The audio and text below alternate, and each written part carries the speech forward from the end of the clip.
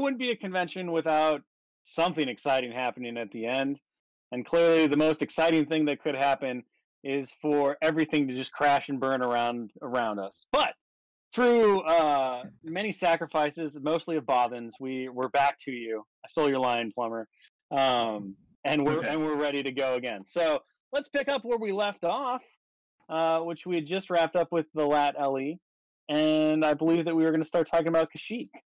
Yeah. So not picking up where we left off necessarily, we were talking about some, scummy, Galactic Civil War era stuff. We're going to move earlier to the Clone Wars. Get some fancy new Clone Wars stuff. Yeah, so one of the big things I think we want to note about what we're going to talk about next, and just in terms of general, like looking forward to the future, one of the big driving forces is going to be to have more thematic, kind of iconic releases in terms of these bigger drops. So when it comes to everything that we're going to talk about here, which there is more definitely to reveal. Like I said, we have a Mini-stravaganza 2 coming through, as long as, we can get the internets back long enough to do it again, which will be wonderful. We want to identify and really bring in more theme, more kind of tied together releases, not just for the player experience that they bring and for the development benefits that kind of focused development can provide and bring as well, but also looking at the game holistically from an organized play standpoint, from everything that we want to bring in terms of making all of the products and the different releases feel thematically whole, to give that added value that we talked about before, and to make sure that the game continues to prosper and do some really great things. And it allows us some flexibility to do things that I think are going to be very exciting when we get to them in the future as well. Indeed, yes. And Schick exactly nailed it on the head. Like, for a long time with Star Wars Legion, we've been hoping to bring you, the players, more thematic pairings of things. We dabbled a little bit on this early on when we hit the Rogue One themed wave. It was a bunch of Rogue One themed stuff together. But a lot of the other themes were sort of piecemeal a little bit, and things were packaged a little more along the lines of like, oh, these are similar units to each other, giving sort of the factions some parity. And that was important initially sort of building up the game to give each faction sort of some equal footing. But as we move into the future of Star Wars Legion and exploring more of the Star Wars galaxy with the game, there's these specific battles or specific sort of, smaller, forces within these larger factions that we want to sort of explore and group together thematically. And this is the first iteration of that you're seeing in the Battle of Kashyyyk. And so we're going to be talking about some both Republic-themed Kashyyyk forces and also sort of the Separatist forces that you saw invading Kashyyyk in Revenge of the Sith. Mm-hmm. So I think the first one we have is the Wookiee Warriors, which we have shown off before, but there is a whole new troop of Wookiees coming. So Luke, tell us a little bit about this new set of units. It is cross-factional. Like, it does replace the Rebellion era Rebels unit, as well as offer new stuff for the Galactic Republic as well, correct?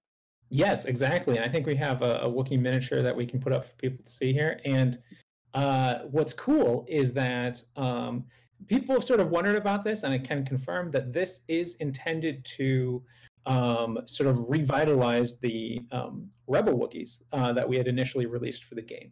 And so this expansion is dual faction, so it's going to have unit cards for both the Republic and the Rebels.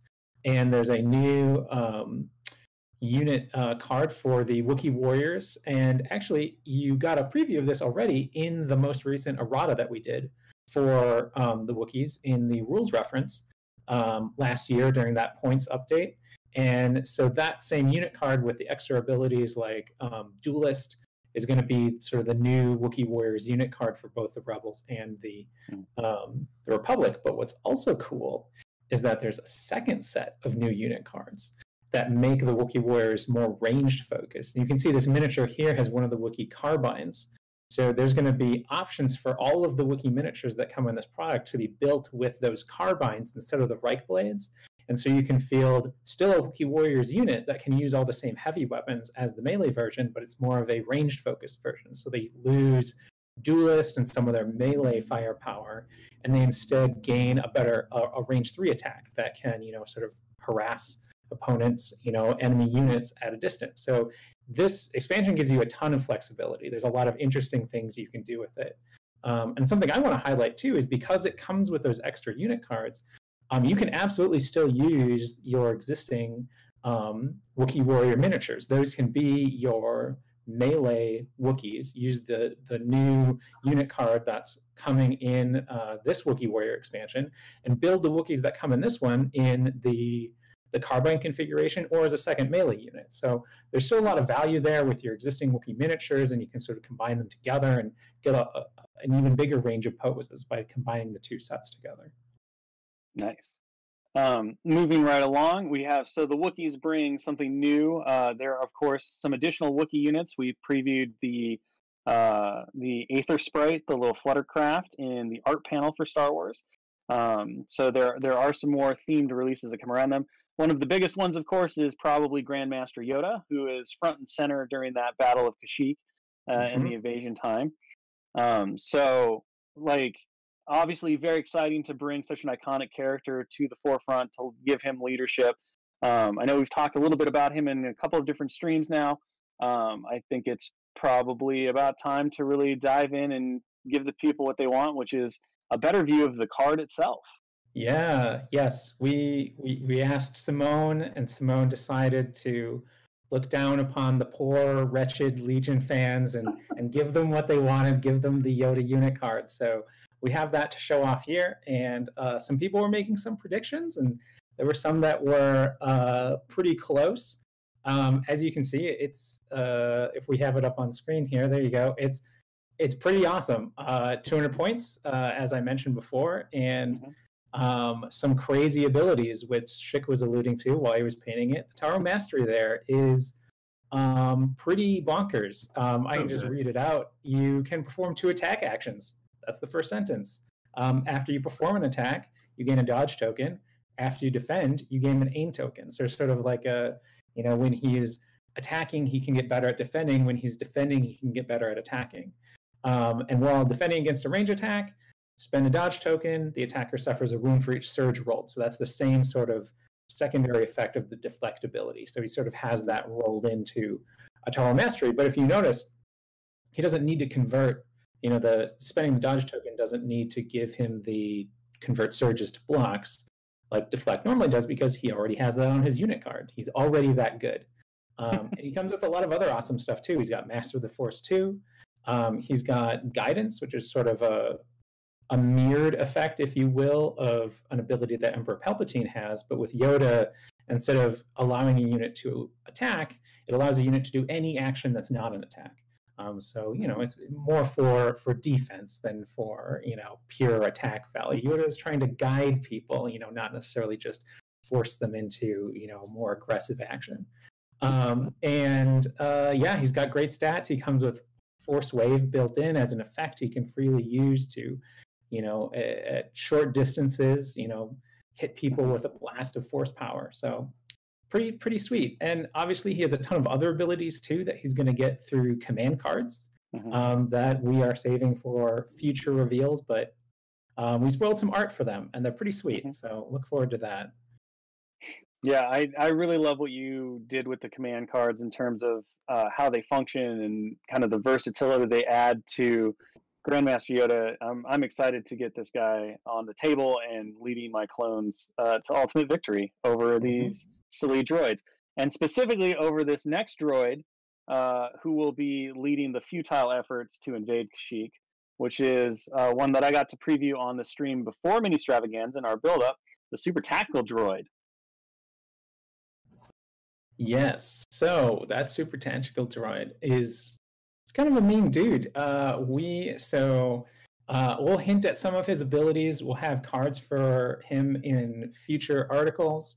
But something that is cool is you're going to get multiple cards for this miniature, multiple unit cards. So there are a couple different Super Tactical Droids that we see in the Clone Wars, and so we're going to have different cards that sort of represent the variation of each of those commanders. You know, different ones are going to be a little more competent themselves. Other ones are going to be a little more focused on supporting the army around them. But all of them do interesting things that sort of play with the AI system a little bit. So, you know, for anyone who's familiar with playing Separatists, most of the droid units have the AI keyword, which is when they're not given an order, they have to just do some basic action. They don't have full control over what they do during their turn because they're just defaulting to their programming. So these commanders, the super tactical droid commanders, are through their command cards and also through their abilities going to play more with that ability. And some of them are going to actually encourage you to just go ahead and use those AI actions, to not necessarily you know, give your units orders, let them rely on that programming. And other ones are going to help you sort of negate that, you know, not have to accidentally default to that AI programming, you know, let you go ahead and have that full free range of actions on the turn of those units when they wouldn't otherwise. So it's a lot of cool things going on. They have a full suite of command cards that each of the different units can use. So we got exciting things for the future to talk about with this new commander unit as well. And of course, it's pretty important to, you know, protect your commanders. I've seen super tactical droids in the show. I know that, you know, they're scary when they talk, but I don't know if they're that scary when you get super close to them. However, we're adding a new unit that can kind of help with that, right? And one of the most iconic, I think, Separatist units in my mind, which of course is these sweet IG Magna Guards. I love these so much. Yeah, go ahead, Plumber. Do you love them enough, Plumber, to make the noise of their stick? Unfortunately, no. Because I don't know what it is. I just love this miniature so much. The noise of their stick, come on, that's really easy. It's just every time. You're going to have to do that every time you move them across the table. It's true. Fair enough. I will practice on my own time. That's one of the rules on their cards. You have to make sound effects, so get good at it. Yeah, good, Plumber. Get good.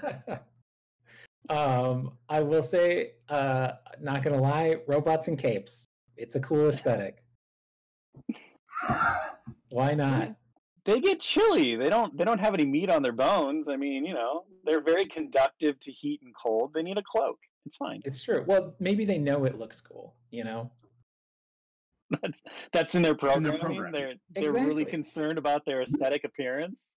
Yeah. Well, I mean, I will jump into mechanics now. Their whole point is sort of to, like, you know, ride alongside your commander and look imposing and protect that character. So, you know, I think it fits. You know, they should look intimidating. And, you know, if a robot rolls up in a hood, you'd be like, whoa, hey, what's up with that robot? You know, so I think it works. It's a bonus to their intimidation roll for sure. Exactly. But I mean, I will say, you know, Corey did an amazing job on these miniatures, because all joking aside, like the sort of the dynamic posing that a lot of them have with that cape sort of flowing behind them, you know, or complementing the movement of the miniature itself is really pretty cool. So miniatures wise, I think of all of the units we're talking about here in this Kashyyyk wave, these are definitely my favorite miniatures. So I'm excited about that. I can give you a little hint as to their mechanics. You know, I've touched on the fact that all the droid units have some sort of AI programming. These guys are no exception, so they have that, you know, built in as a little bit of a liability. But you know, they hit pretty hard. You know, they're a dedicated melee unit for a faction that you know, they have the BX commando droids have that melee option with them, but these guys are really a dedicated melee unit. So that's pretty cool to see. You know, they have the immune melee pierce, you know, kind of like the Royal Guards do for the Empire when you equip them with electro staff, so they can stand up perhaps to a Jedi, you know, and sort of tar pit that Jedi unit, tar pit Obi-Wan or Anakin, you know, so that he doesn't get to, you know, just into your B1 battle droids and slice and dice them. The other cool thing they do that sort of makes them, as I alluded to, sort of a foil to the Imperial Royal Guards is they also have Guardian, which you'd expect if they're going to ride alongside a commander and protect them. But since they're droids and they have that more limited programming, something new that we've done is introduce a limitation to that Guardian keyword. So it's Guardian to commander rank. So they can only use the Guardian keyword on commander units. So, they're not going to block shots for, B1 battle droids. That'd be ridiculous. They're only there to protect Grievous or Dooku, So you're on your own for B1. Right, or the super tactical droid, I guess. But yeah, the B1s, sorry, bud. Yeah, no help there. Nobody loves the B1s. And of course, talking about some of the other units which we don't have time to talk about, but we'll be talking about in the future that were spoiled over Mini-stravaganza in case you missed some of the panels. The Persuader tank, which of course is pretty iconic from that Battle of Kashyyyk scene as they're like rolling through the beaches and stuff with their little snail eyeballs. That was spoiled, previewed in the Legion artwork that was shown on the Star Wars panel. We're going to be talking a lot more about that, showing off some really cool stuff as we get closer to the release for those things. And there's a couple more surprises as well in the store that we'll be revealing as we get closer to their release later this year. Yep, and I believe we also were teasing at the Radanasp Fluttercraft for the Wookiees as well. It's going to be a new vehicle for them that, I guess if there's a runner-up to coolest miniature in this wave, that would be the one for me. That one's pretty wild. Again, Bexley did an amazing job with that, and we have some amazing Wookiee pilots and crew in there that I'm excited for everyone to see as well in the near future. And a basket filled with thermal detonators, because that sounds like safety. I mean, it's Wookiees, do you really expect anything else? Safety third. Given how long they live, yeah, I kind of do. I feel like maybe there are long-term consequences for Wookiees when you live, to be quite old, hundreds of years old. Losing a finger will matter a lot more. That's just my opinion, man. It's just my opinion. I don't know. They just want to party. They just want to party with thermal detonators. And I believe we've reached the point, which this is my favorite bullet point on your outline that you provided for us, Mr. Luke Eddy, which is that's it, go home. Yeah. So we've reached that point in terms of this panel. So thank you very much, gentlemen, for joining us. Thank you, Twitch audience, for sticking through our inevitable and unfortunately timed technical difficulties in this final panel of Mini-stravaganza. We do have one more stream left, which is closing ceremonies. So be sure to join us for that. Simone Elliott and potentially myself, depending on how our technological foibles go. We'll be back to kind of close out this amazing 3 days that we've gotten to spend with all of y'all. Of course, continue to watch all of the social media for more latest and greatest information. And we just had a blast. I hope that you all did too, that you're excited for the future. We definitely have a lot of cool things in store. There's plenty more coming.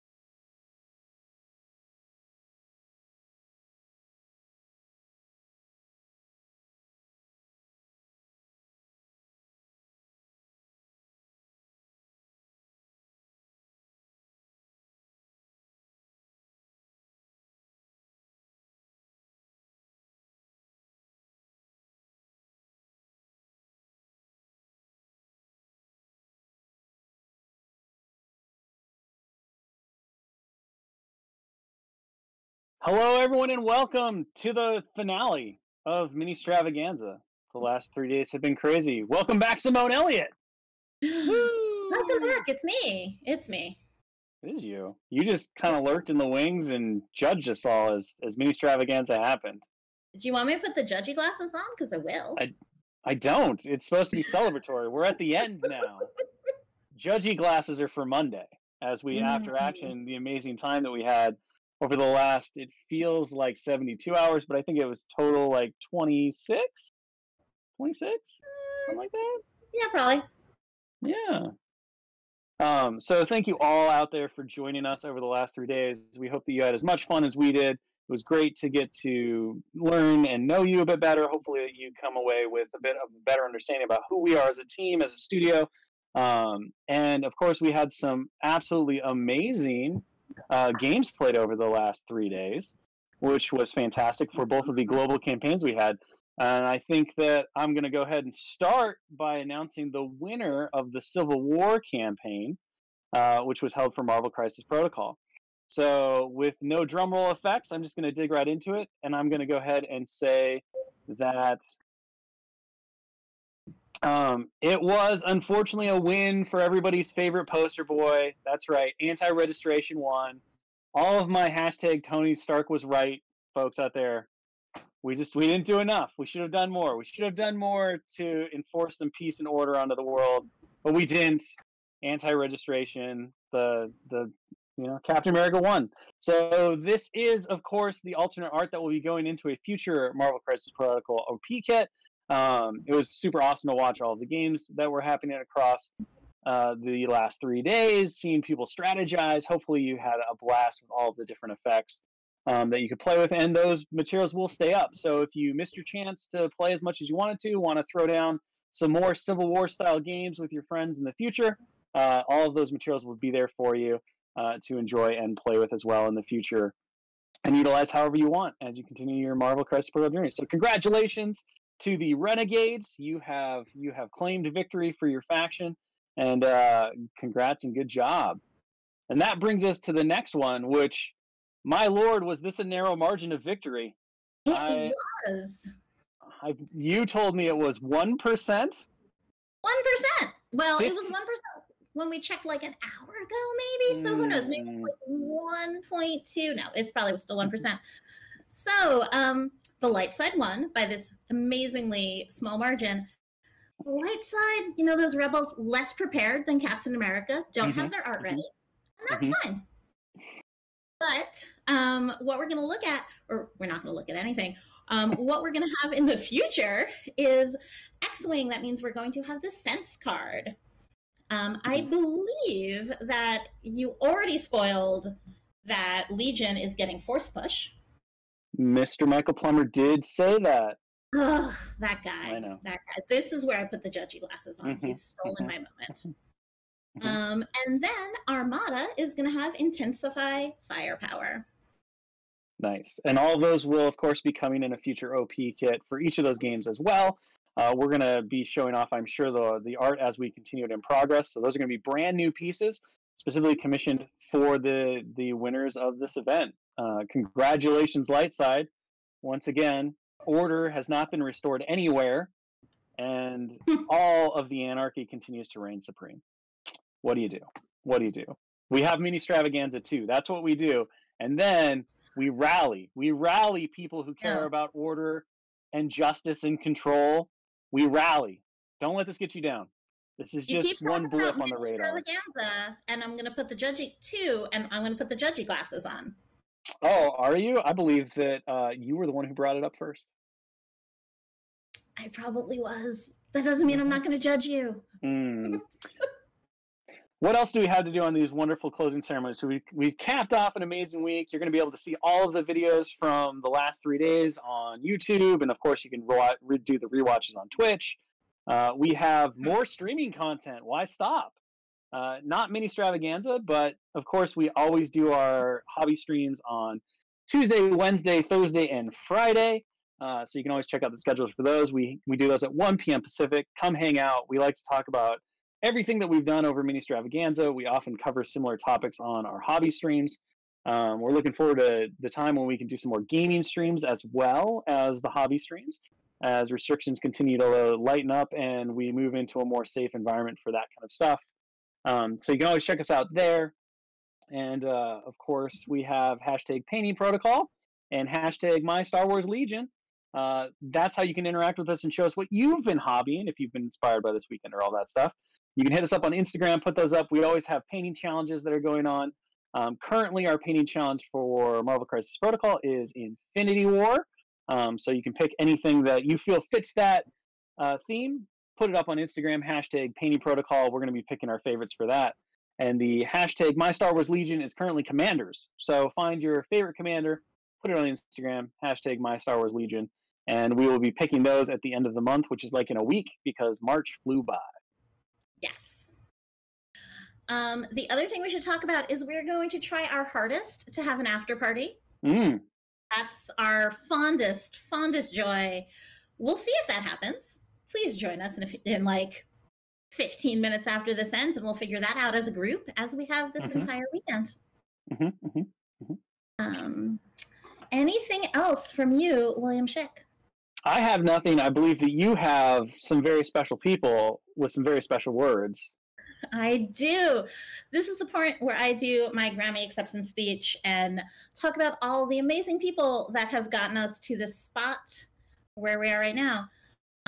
First and foremost, I want to thank Alyssa Grant, our producer for hire, who ran all of our behind-the-scenes nonsense and dadded us into line for the past 3 days. Well, for the past 3 weeks.